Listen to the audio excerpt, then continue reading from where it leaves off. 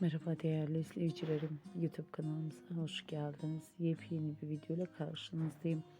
Bugün de sizlere Erkan ve Yağmur Öztürk'ten mutlu görüntüler, yepyeni fotoğraflar sunacağım. Yıllardır beraberliğe devam eden ikili düğünleriyle aşkını gerçeğe dönüştürdü. Çifte kumruların düğünden yeni fotoğrafları geldi. Birbirine yakışan Erkan ve Yağmur Öztürk'ün mutlu görüntülerini, aşk dolu paylaşımlar bir araya toplayıp ben de sizler için sunuyorum. Umarım beğenirsiniz. Benden bu kadar. Hoşça kalın, sağlıcakla kalın arkadaşlar.